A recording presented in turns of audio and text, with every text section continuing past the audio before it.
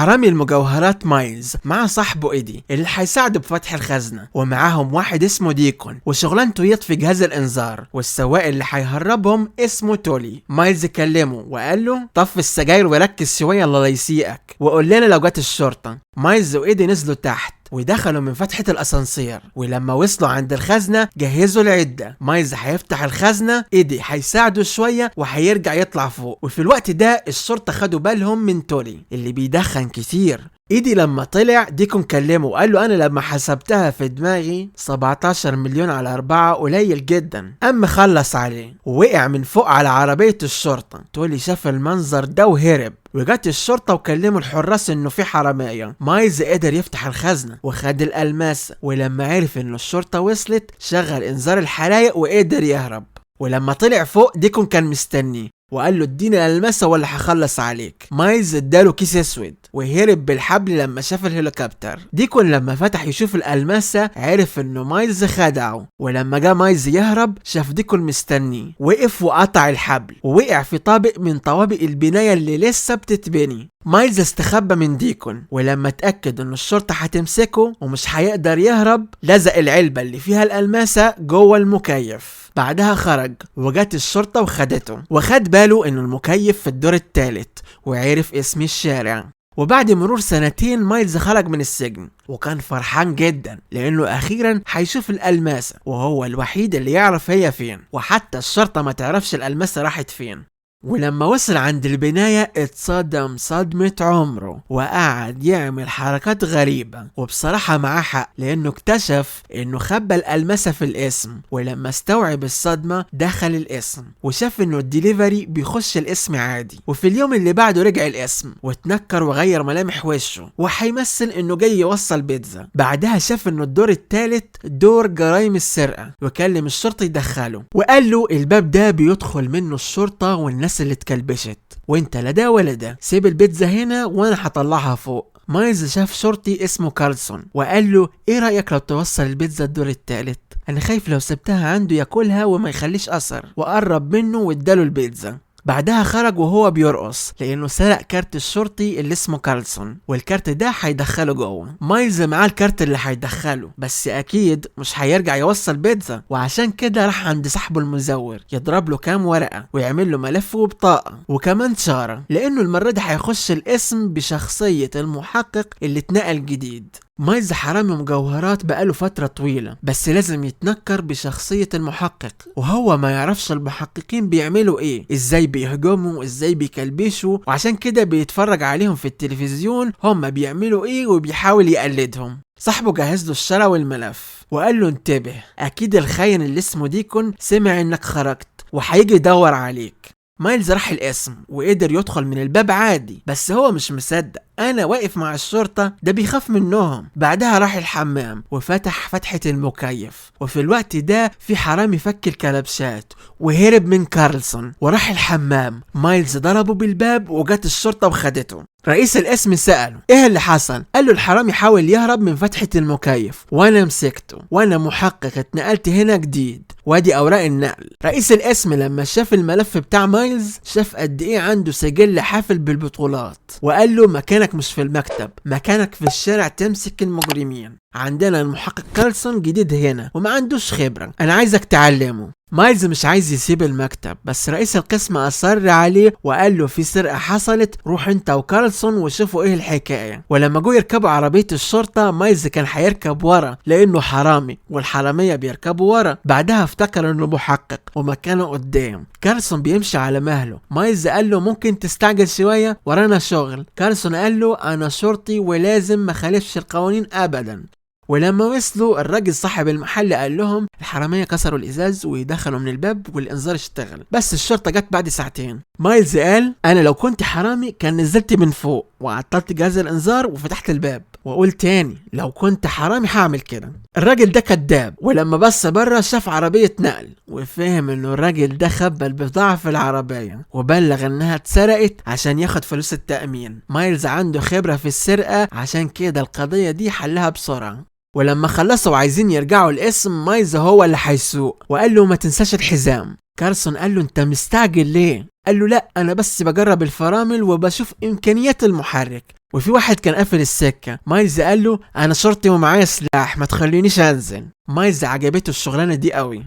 مايلز نزل يشوف حاجة يشربها. الراجل بيقول له صباح الخير يا حضرة الضابط. مايلز مش فاكر انه بقى ضابط. وبعد شوية في حرامي عايز يسرق، وصاحب المحل ضرب نار، ومايلز قاعد بياكل لحد ما يخلص الضرب. بس كارلسون قال له انت بخير؟ مايلز كان لازم يمثل انه شرطي ويمسك المجرم، بس المجرم طلع صاحبه تولي وقال له انت ايه اللي جابك هنا؟ قال له انا بشتغل. مايلز قال له اهرب من الباب اللي ورا، ولما خرج ما قدرش يهرب واتخبى ورا الزبالة. المحقق اللي اسمه هارد قال لهم انا هجيب شوية قناصة. مايلز قال له لا سيبه وانا اتفاوض معاه وهيسلم نفسه، وراح عنده. تولي خرج يكلمه. مايلز قال له انا عندي خطة وانت هتخربها لو ما سمعتش الكلام. انت هتسلم نفسك وانا هخرجك وهديك 50,000، واوعى تقول لحد انك تعرفني. بص لزوم التمثيلية دي انا هضربك وهكلبشك. رئيس القسم قال له انا ما سمعتش عنك قبل كده، بس الملف بتاعك بيقول انك محقق عظيم جدا، وانا هعينك رئيس قسم التحقيقات. مايلز استغرب، قال له انا؟ وقعد يبص يمين وشمال يمكن بيكلم حد تاني، وكمان قال له انت الملف بتاعك حاجة تشرف. مايلز اخيرا دخل انابيب التهوية، ولما وصل ملقاش العلبة. يا عيني ده اتصدم. بعدها قعد يشوف فتحات المكيف يمكن يعرف العلبة راحت فين، وسأل المحقق هارد انا شايف ان المية بتسرب عندكم، ايه الحكاية؟ قال له في ماسورة مية ضربت وغرقت انابيب التهوية. مايلز فهم ان المية هي اللي غيرت مكان العلبة اللي فيها الألماسة. ديكون عرف انه مايلز خرج وراح عند المزور عشان يعرف مايلز فين. قام ضربه وشاف عنده صورة وعرف هو فين، وبعت له رسالة على الاسم وقال له لقيت الحاجة اللي بتدور عليها؟ مايلز فهم انه ديكون فهم خطته. مايلز رجع يدور من تاني في انابيب التهوية لحد ما لقى علبة الألماسة، بس كانت بعيدة. ولما شاف الانابيب رايحة فين فهم انه الألماسة في فتحة التهوية اللي في غرفة الأدلة. ولما جاي يخش هناك مدير القسم قال له الحق تحف أثرية اتسرقت، أنا عايزك تروح هناك. ولما وصل مكان الجريمة ضابط الاف بي اي قال له انت بتعمل ايه هنا؟ الجريمة دي كبيرة عليك ودماغك صغيرة لا يمكن تستوعبها، انت يا دوب حتة محقق، انت تستنى لحد ما اخلص شغل وبعدها تيجي تشتغل. مايلز سابه ومشي، وقال الراجل ده فاكر انها سرقة اثار وما يعرفش انهم بيهربوا الممنوعات. الخدعة دي قديمة كل التجار بيعملوها، بيجيبوا الاثار وبيحطوا فيها الحاجة ويحطوها في عربية نقل بتشبه عربيات الجمارك ومكتوب عليها حرف بي ومقصود فيها محجوز عند الجمارك. والجميل في الخدعة دي انه الشرطة مش هتفتشها لانها بتاعت الجمارك. المحقق هارد قال له انت ازاي عرفت الكلام ده؟ مايلز قال له شفته في التلفزيون. الهليكوبتر دورت على العربية وقالت لهم هي فين، وكارلسون بيسوق زي المجنون. مايلز قال له في ايه؟ كارلسون قال له انا كمان عايز اجرب العربية. ولما وصلوا مايلز بخبرته الكبيرة في السرقة قال لهم الوشم اللي على ايد الراجل ده رمز عصابة كبيرة، انزلوا هنمسكهم. ومسكوا 2 والتالت هرب. مايلز جري وراه لحد ما وقع، ولما رجعوا القسم بالكمية الكبيرة دي استقبلوهم استقبال الابطال. مايلز بيستجوب السواق، وهارد وكارلسون معجبين قوي في طريقته وازاي بيتعامل مع السواق وازاي بيجرجروا في الكلام عشان يعرف مكان البص بتاعهم فين. وفي الاخر استسلم وهيساعدهم. مايلز راح اوضة الحجز واخيرا لقى الألماسة، ويادوب بيتفرج على جمالها وقعت منه جوه البضاعة لما جاء مدير القسم عشان ياخد البضاعة. البضاعة هيستخدموها كطعم يستدرجوا الزعيم، ومايلز هيفضل مع البضاعة عشان يرجع الألماسة اللي وقعت منه. ولو شفنا ضابط الاف بي اي بقى يعامله باحترام بعد ما مسك الكمية الكبيرة دي، بعد ما قال عليه دماغه صغيرة دلوقتي بيسمع كلامه. مايلز ساعد صاحبه يهرب. الشرطة بتجهز مايلز اللي هيركب مع السواق عشان يوصلوا للبص بتاعهم، والمحامية قالت له اوعى تمد ايدك عليه ولا هكسرها لك. خرجوا من القسم، ديكون بيراقبهم والشرطة بتتأكد ان كل حاجة تمام. ولما وصلوا المصنع مايلز نزل وراح يدور على الألماسة اللي وقعت منه قبل ما يجي البوس. ولما خدها صاحبه تولي وصل وقال له انا عايز حصتي. بعدها جا ديكون معاه مسدس، وفجأة الرفعة سحبتهم فوق ونزلتهم قدام البوس الكبير. البوس بيشك فيهم.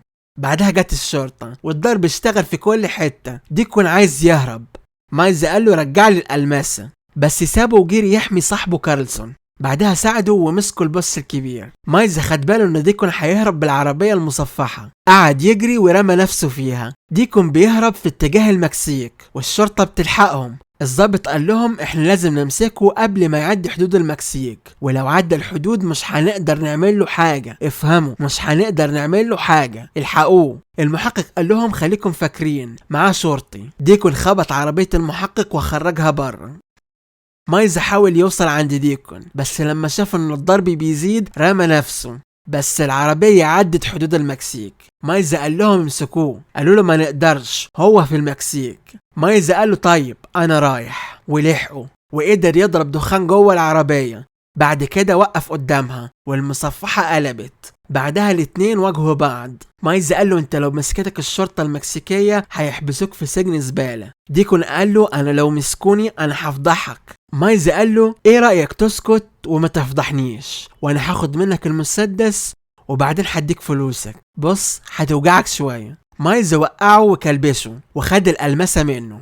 ديكون خاين ومعاه مسدس تاني، بس مايلز أسرع منه بكتير. مايلز عمل كده عشان صاحبه إيدي اللي ديكون خلص عليه. ضابط ال FBI قال له انت كنت هايل. بعدها مدير القسم قال له انت مش شرطي ومش FBI، انت مين؟ مايلز قال له انا ضابط من المكسيك، انا اسف اني كدبت عليكم، انا جاي في مهمة ودلوقتي انا لازم اروح. وقال لهم جملتين ومشي. كارلسون لحقه وقال له انا بعرف اتكلم اسباني، انت بتكذب، انا عرفت انت مين، انت مايلز اللي سرق المجوهرات، انا دورت كويس وعرفت انت مين، بس للاسف مش هقدر امسكك لانك عديت الحدود. مايلز فرح قوي لانهم مش هيقدروا يمسكوه. كارلسون وهارد ودعوه قبل ما يمشي لانه انقذ حياتهم وساعدهم يمسكوا البوس الكبير. واخر حاجة قال لهم Viva Las Mexico.